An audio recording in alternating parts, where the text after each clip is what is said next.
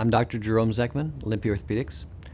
I'd like to talk to you today about pre-op optimization prior to a big surgery such as a total joint. Whenever I do a total joint, I will give out information to my patients about things that help them preoperatively, before surgery, get ready for surgery so they can recover and have the least risks of complications. I hate complications. So when I see you in the office, I will often give you a list of supplements that have been proven to help with healing. Probably the most important of that is vitamin D. It's very important for your immune system too.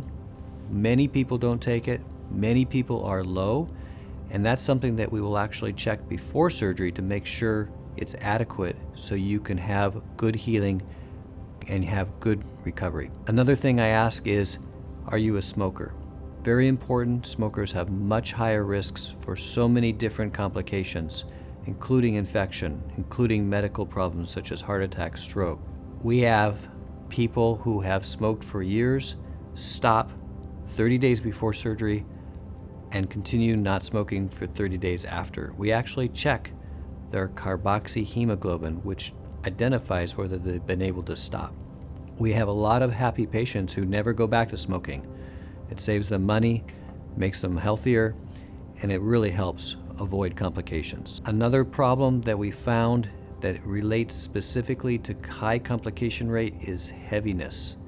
Anyone with a BMI, which is your body mass index in terms of height and weight, over 40 has a much higher rate of complications.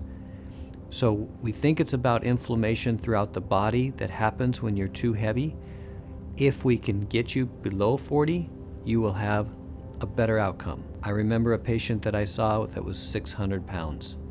I thought I would never see him again because I look in their eyes when I talk to them and I say, you have to get your BMI to 40. For you, that's going to be 240 pounds and you're 600 pounds. This guy went away, had a gastro bypass surgery of some sort, dropped down to a BMI of 40, wouldn't have his surgery until his BMI was 35, and he ended up with 2 hips that have changed his life. It's worth working on those situations to make sure you don't have complications. Another issue is if you're diabetic, your hemoglobin A1C has to be below 8. This just means you're controlled diabetic. Very important to help people avoid complications from that, which is a lot of higher infection rates. Teeth, can't believe it, but the cleanliness of your teeth makes a big difference for your whole body inflammation. So if someone has not had teeth cleaning before, we ask them to get that done. Usually it's within 6 months before surgery. We actually ask your dentist for clearance. If the dentist says, you got good teeth, it's going to mean a lot less chance for inflammation and infection and all the things that go along with complications. We had one lady who was crying when we told her she had to get her teeth cleaned before her surgery.